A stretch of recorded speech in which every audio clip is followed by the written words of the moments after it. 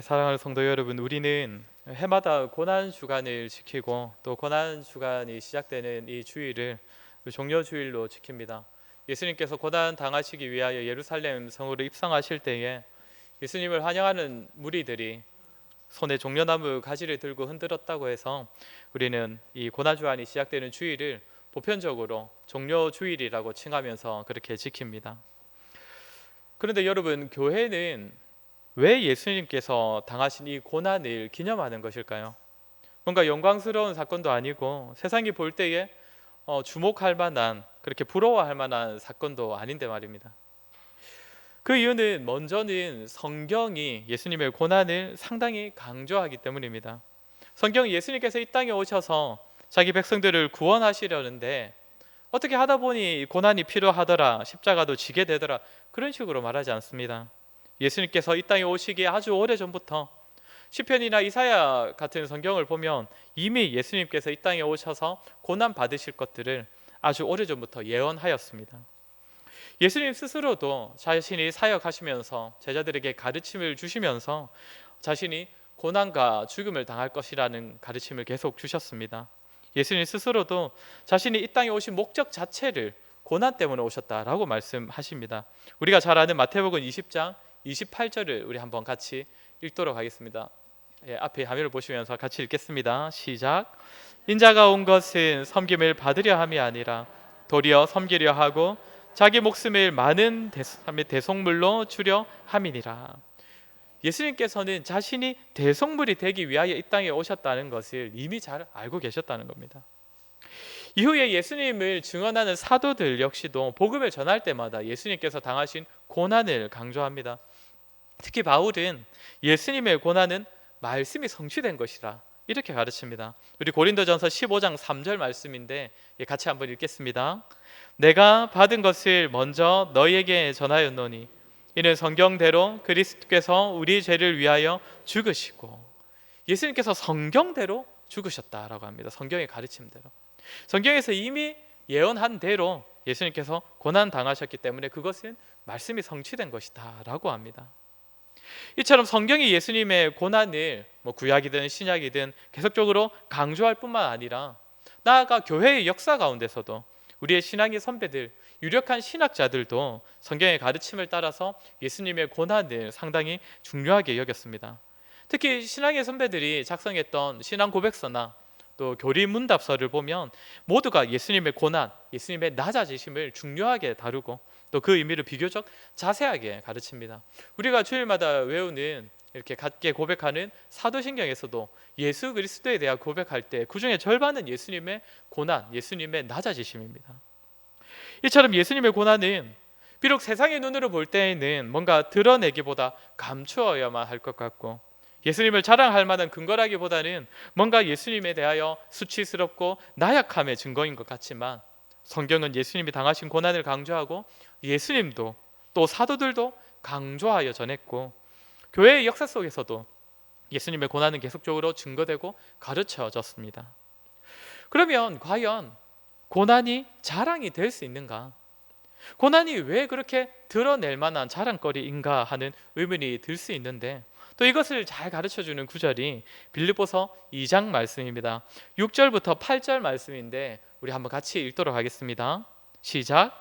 그는 근본 하나님의 본체시나 하나님과 동등됨을 취할 것으로 여기지 아니하시고 오히려 자기를 비워 종의 형체를 가지사 사람들과 같이 되셨고,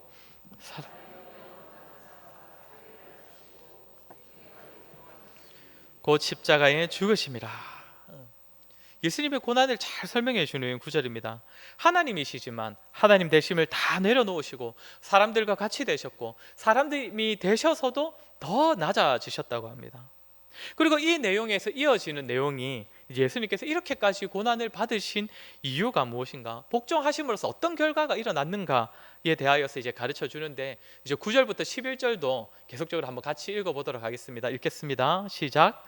이러므로 하나님이 그를 지극히 높여 모든 이름 위에 뛰어난 이름을 주사 하늘에 있는 자들과 땅에 있는 자들과 땅 아래에 있는 자들로 모든 무릎을 예수의 이름에 꿇게 하시고 모든 입으로 예수 그리스도를 주라 시인하여 하나님 아버지께 영광을 돌리게 하셨느니라. 아멘. 넘어가 버렸지만 9절 보면 이러므로라고 시작합니다. 즉 예수님께서 낮아지시고 죽기까지 복종하심으로써 아버지 하나님으로부터 모든 이름 위에 뛰어난 이름을 받으셨다고 합니다. 그리고 모든 권세가 예수님께 무릎을 꿇게 하셨다고 합니다. 쉽게 말해서 예수님께서 고난받으시고 죽임을 당하심으로써 모든 이름 위에 뛰어난 이름, 최고로 높은 권세자, 이 땅의 왕이 되셨다는 것입니다. 그런데 우리가 여기서 하나 더 던질 수 있는 질문은, 예수님께서 고난을 받으심으로써 높임을 받으셨다고 하는데 굳이 그럴 필요가 있었냐는 겁니다. 잠시 인간이 되셨지만 예수님의 신분은 원래부터 하나님의 아들이시고 원래부터 왕이신 분 아닌가? 그런 분이 잠시 낮아져서 인간이 되셨다가 인간으로서 고난 당하셔서 다시 높임 받으시는 것이 무슨 의미가 있냐라는 생각이 들 수도 있습니다. 옛날에 우리나라에서도 역사를 보면 임금님이 직접 민정 순찰을 다니기도 했지 않습니까? 잠시 이 민간인처럼 꾸며가지고 민심을 조사하려고 민가에 이렇게 나타났다가 다시 이렇게 돌아가기도 했는데, 예수님의 고난도 잠깐 인간이 되셨다가 다시 높아지는 그런 사건이었을까요? 당연히 그렇지 않습니다. 예수님의 고난은 자기 혼자서 다시 높은 자리에 가시기 위한 것이 아니라 고난을 통해 함께 높이실 자들이 있었기 때문입니다. 좀 전에 11절에서 보면 뭐라고 합니까? 모든 입이라고 하는데, 예수 그리스도를 주라 시인하여 하나님 아버지께 영광을 돌릴 모든 자들을 위해서입니다. 하나님을 모르고 하나님을 외면하고 영광이 어디로부터 와서 어디로 돌려져야 하는지를 모르는 자들이 이제는 그리스도를 알고 그로 말미암아 온전히 하나님께 영광 돌리도록 하기 위하여서 고난을 받으셨다는 것입니다. 이것을 잘 정리한 것이 히브리서 2장 10절 말씀입니다. 히브리서 2장 10절도 같이 읽도록 하겠습니다. 시작. 그러므로 만물이 그를 위하고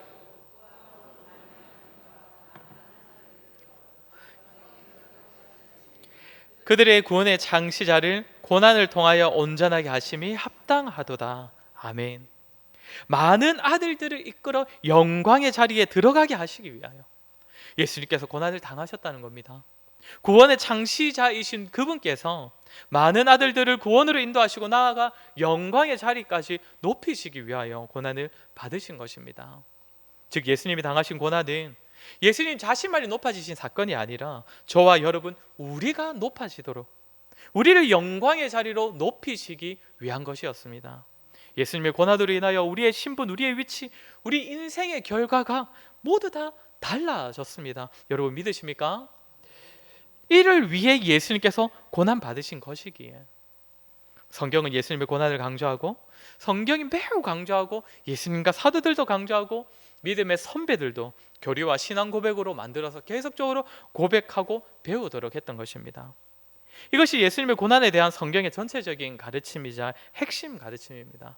이 사실을 먼저 우리가 염두하고서 오늘 이제 예배부터 이번 주 우리 새벽 모임 때마다 계속적으로 예수님께서 당하신 고난의 여러 가지 성격들, 또 고난을 맞으신 예수님의 마음, 또 그분의 모습, 그 안에 담겨져 있는 의미를 우리가 함께 나누도록 하겠습니다. 오늘 읽은 본문의 이 말씀은 예수님께서 예루살렘으로 올라가시는 길에 제자와 무리들에게 하신 말씀입니다. 그런데 이 말씀의 배경은 조금 더 앞에서 시작이 되는데 누가복음 9장 51절입니다. 네, 한번 앞에 말씀을 보면서 같이 읽도록 하겠습니다. 누가복음 9장 51절입니다. 시작. 예수께서 승천하실 기약이 차감해, 네, 이 문맥에서 시작되는 겁니다. 예수님께서 승천하실 때가 다가오니 예루살렘을 향하여 올라가시기로 굳게 결심하셨다고 합니다. 당연히 예수님께서는 예루살렘에서 당할 일들을 다 아셨습니다. 고난이 기다린다는 사실을 아셨지만 승천하시기 전에 반드시 이루셔야 할 일이기 때문에 그 고난을 감당하시기 위해 예루살렘으로 가시기로 굳게 결심하셨다는 겁니다. 그리고 예루살렘으로 가시면서는 동행하는 제자들과 무리들에게 틈만 나면 말씀으로 가르침을 주셨습니다. 예루살렘에 가까우실수록 이전보다 더 선명하고 분명한 놀라운 가르침들을 많이 주셨습니다. 그러나 제자나 무리들이 너무나 둔하여 깨닫지를 못하였습니다. 예수님께서 가르치시는 그 진리를 다 이해하지 못했다는 것입니다. 그러자 예수님께서는 다시 한번 자신의 굳은 다짐을 한 번 더 오늘 말씀에 보이시는데, 그것이 오늘 우리가 읽은 본문입니다. 오늘 본문 말씀을 우리 성경을 보면서 다시 한번 같이 읽도록 하겠습니다. 오늘 본문 말씀입니다. 시작. 내가 불을 땅에 던지러 왔노니 이 불이 이미 붙었으면 내가 무엇을 원하리요? 나는 받을 세례가 있으니 그것이 이루어지기까지 나의 답답함이 어떠하겠느냐? 불이 이미 붙었으면 내가 무엇을 원하겠느냐? 불이 붙기를 원하시는데 아직 불이 붙지 않았다는 의미겠지요. 나는 받을 세례가 있으니 그것이 이루어지기까지 나의 답답함이 어떠하겠느냐? 아직 답답하시다는 겁니다. 아직 그 세례를 받지 못하여서 내가 그 세례를 어서 받고 싶다, 이 말씀입니다. 여기서 예수님께서 받으셔야 하는 세례, 그 세례는 물로 받는 세례가 아닙니다. 그 세례는 이미 예수님께서는 세례 요한을 통하여서 이미 받으셨고, 여기서 말씀하시는 세례는 예수님의 고난을 의미합니다. 그러니까 예수님께서는 이 고난의 세례를 받으시기 전까지는 답답해하고 계시다는 겁니다. 그러면 예수님께서는 왜 내가 무엇을 더 원하리요? 나의 답답함이 어떠하겠느냐? 왜 이렇게 답답해하시고 무엇 때문에 이 고난의 세례 받기를 적극적으로 원하셨던 것일까요? 좀 전에 말씀드린 것처럼 오늘 본문은 예수님께서 예루살렘으로 오시는 길에서 말씀하신 내용입니다. 예루살렘으로 오시는 길에 여러 가르침을 주셨는데 제자들과 무리들이 제대로 깨닫지를 못했습니다.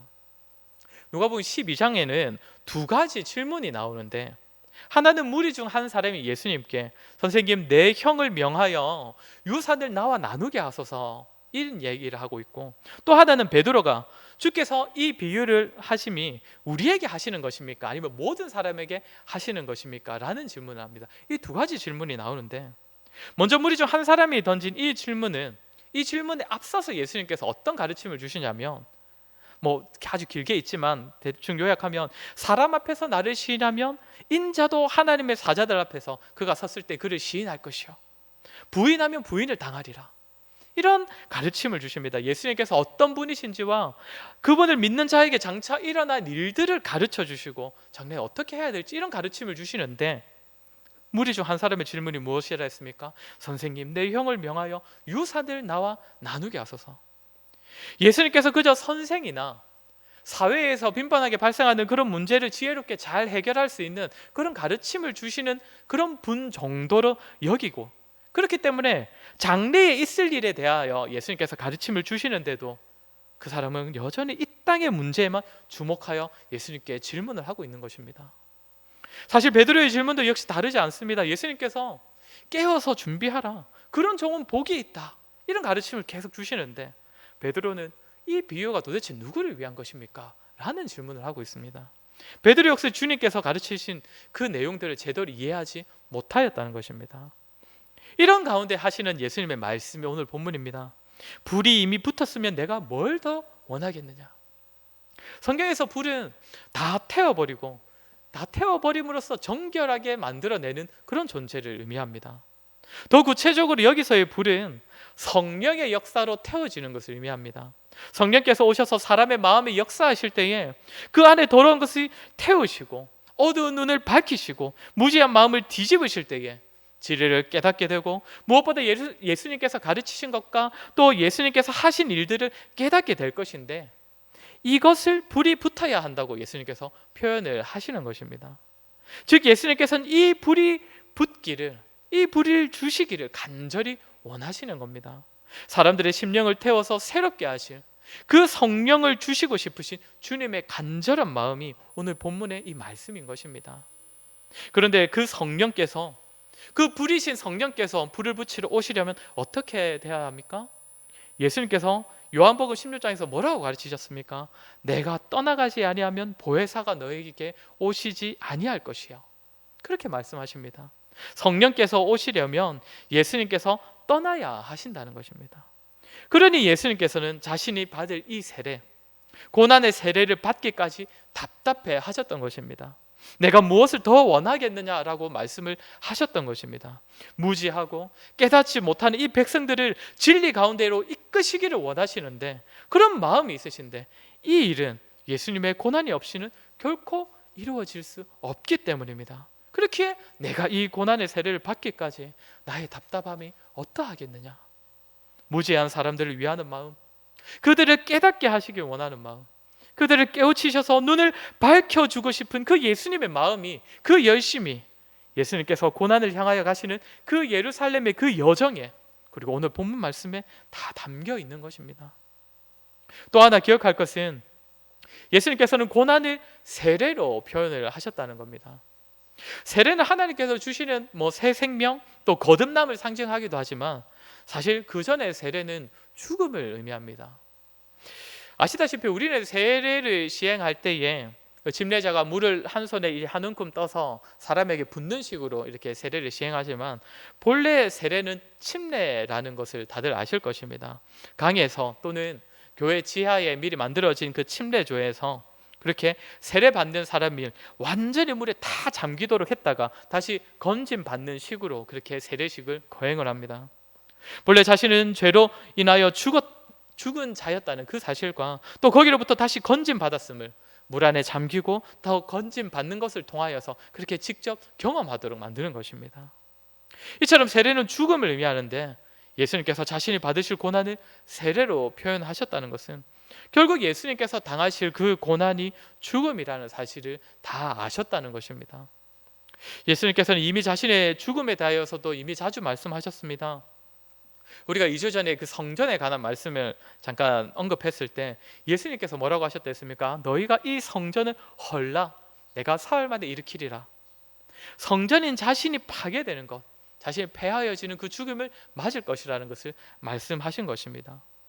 니고데모라는 사람이 예수님께 와서 영생에 관한 질문을 했을 때 예수님께서 뭐라고 하셨냐면, 모세가 광야에서 뱀을 든 것 같이 인자도 들려야 하리니, 즉 이렇게 대답하시는데, 이 역시도 사람의 영생을 위하여서 예수님께서 십자가에 달리셔야 한다는 것을 다 말씀해 주신 것입니다. 그리고 우리가 잘 아는 밀알의 비유가 있지 않습니까? 한 알의 밀이 땅에 떨어져 죽지 아니하면 한 알 그대로 있고 죽으면 많은 열매를 맺으리라. 예수님 자신이 죽으심으로써 많은 사람의 생명을 구원을 하실 것을 미리 가르쳐 주셨던 것입니다. 이처럼 예수님께서는 앞서 말한 것처럼 고난의 자리로 나아가는 그 열정, 그 열심을 보이실 때 죽음까지도 염두에 두셨던 것입니다. 성전된 자신이 헐어지고 노뱀과 같이 십자가 장대에 매달려야 하며 하늘의 밀이 되셔서 땅에 떨어져 죽어야 많은 생명이 맺혀짐을 아시면서도 그 죽음의 자리까지도 기꺼이 또 굳은 결심으로 그 자리까지 나아가셨던 것입니다. 아시다시피 여기서 말하는 죽음은 단지 육신의 죽음만을 의미하지 않습니다. 하나님과의 완전한 그 단절을 의미합니다. 영원전부터 교제하시고 영원전부터 사랑을 나누던 그 아버지 하나님으로부터 끊어지는 그 죽음, 그 자리에 나아가시기까지 우리 주님께서는 주저하지 않으셨다는 것입니다. 오직 택한 백성을 위한 마음으로, 여전히 하나님을 모르고 여전히 하나님의 뜻을 모르고 성령을 받지 못하여서 여전히 깨닫지 못하고 방황하는 자들을 위한 그 답답한 마음으로 죽음의 고난까지 기꺼이 나아가셨던 것입니다. 이것이 그리스도의 고난과 죽음, 십자가에 나타난 우리를 향한 아버지의 사랑이고 예수 그리스도의 사랑입니다. 우리를 위하여 우리가 그 사랑을 알고 그 가르침을 깨닫기를 원하고 이제는 성령으로 불태워져서 정결한 삶, 거룩한 삶을 살아가도록 인도하시기 위하여서 우리 주님께서는 굳은 결심으로, 열심으로 고난과 십자가의 길을 자원하여 나아오셨던 것입니다. 주님의 그 사랑을 기억하시고 확신하시고 매일의 삶에서 느끼시는 저와 여러분 되기를 소원합니다. 마지막으로 고난의 세례를 받으신 결과입니다. 예수님께서는 고난을 당하시고 십자가의 죽음을 당하신 후에 더 이상 답답하다라는 말씀을 하지 않으셨습니다. 내가 무엇을 더 원하리요? 나의 답답함이 어떠하겠느냐? 이런 말씀을 다시는 하지 않으셨습니다. 받으셔야 할 고난의 세례를 다 받으셨기 때문입니다. 신약 성경을 잘 읽어보시면 거기서는 하나님께서 단식하신다는 표현이 나타나지 않습니다. 하나님께서 뭔가 답답해 하신다, 뭔가 염려하시고 걱정하고 기다리고 계신다, 이런 표현이 사실 구약 성경에는 상당히 자주 나오는데 신약 성경에는 이런 표현이 전혀 등장하지 않습니다. 예수님께서 고난 받으심으로써 이루셔야 할 것들을 다 이루셨기 때문입니다. 이제 예수님께서 받으신 고난의 세례는 과거에 다 완성되고 성취된 사건입니다. 저와 여러분에게는 이미 불이 주어졌습니다. 우리 마음에는 불이 붙었습니다. 성령으로 말미암아 우리는 이미 정결하게 되었고 또 계속적으로 정결하게 살아갈 수 있는 능력이 우리 안에서 역사하고 있습니다. 우리는 더 이상 죄 가운데 살지 않습니다. 물론 때때로 짓는 죄가 있긴 하지만 죄 가운데에, 그러니까 우리를 영원한 형벌로 데려가는 그 죄 가운데에 우리가 더 이상 있지 않다는 것입니다. 우리의 자리가, 우리의 위치가 옮겨졌다는 것입니다. 우리는 더 이상 우리의 욕망이 우리의 삶을 지배하지 않습니다. 성령의 불로 말미암아 성도는 이제 자기를 구속하기 위하여 고난의 세례까지 받으신 예수 그리스도를 위해 살아갈 수 있습니다. 또한 성령으로 말미암아 지혜롭게 살아갈 수 있습니다. 말씀을 통해, 기도를 통해 성령께서 우리에게 하늘의 지혜를 허락하시고 무엇보다 그 뜻대로 살아갈 수 있게 하십니다. 이처럼 우리가 예수님의 고난으로 말미암은 유익을 이미 다 누리고 있기 때문에, 그 혜택을 다 받았기 때문에 예수님께서는 고난 이후에 부활 승천하셔서 이제는 이 땅에 계시지 않고 하늘 보좌에 계신 것입니다. 이 땅에서 더 이상 받으셔야 할 고난이 없기 때문입니다. 그렇게 기독교는 고난을 상당히 강조하고 또 중요시하는 종교이긴 하지만, 그 고난 때문에 슬픔과 애통하는 종교라기보다는 고난으로 말미암는 은혜로 인하여서 기쁨과 소망과 즐거움으로 가득한 종교가 바로 우리 기독교입니다. 그렇게 저와 여러분, 우리 모두는 예수 그리스도의 고난으로 말미암는 은혜가 늘 충만하여서 기쁨과 소망으로 이 땅을 살아가는 저와 여러분이었으면 좋겠습니다. 나아가 그 기쁨과 소망이 우리의 삶에 흘러넘쳐서 세상 가운데 증거되기를 간절히 소원합니다. 마무리하겠습니다. 사랑하는 성도 여러분, 오늘부터 우리는 고난 주간을 보내게 됩니다. 종교개혁자들은 교회를 개혁할 때에 기존에 기존에 지켜오던 그 절기들 대부분을 다 폐하였습니다. 왜냐하면 대부분의 절기가 사람에게 초점이 맞춰져 있었기 때문에, 그 당시에는 오히려 절기 때문에 예수 그리스도와 그분이 하신 일이 다 가려져 버리는 일들이 많았기 때문에 종교개혁자들은 절기들을 폐하였습니다.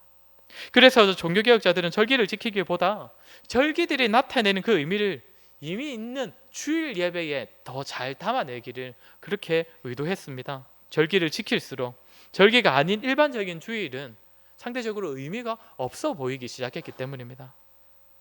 고난 주간을 보내는 저와 여러분 역시 반드시 기억했으면 좋겠습니다. 고난 주간만 되면 예전에 제가 사역했던 그 SFC에서는 문화금식 운동이라는 그런 행사를 했습니다. 그래서 학생들에게 그 한 주간 동안은 돈, 그리고 이제 언어 생활, 그리고 문화 생활, 미디어, 그리고 동영상 이런 보는 것들을 좀 금식을 해보자, 이런 운동을 많이 펼쳤는데 상당히 유익했고 상당히 반응들이 좋았습니다. 아마 여기 계신 분들 중에서도 특별히 이번 주는 고난 주간이니까 내가 기존에 즐기던 것을 한번 잘 절제해 보아야지 라는 생각을 가지신 분도 계실 것 같습니다. 물론 의미가 있는 행동입니다. 금식하는 것, 절제하는 것 상당히 유익합니다. 그러나 그 유익이 참된 유익이 되려면 절기를 지키는 우리의 마음과 생각과 행동 모두가 오직 예수 그리스도 중심이 되어야 한다는 것입니다. 고난 주간은 우리의 고난에 집중하는 주간이 아닙니다. 우리가 고난을 받음으로써 내 생활의 족쇄를 채우고 절제하고 내 몸을 더 괴롭게 만듦으로써 그리스도의 고난에 동참하겠다? 물론 그것이 의미가 있어 보이지만 단지 그것만은 아니라는 것입니다.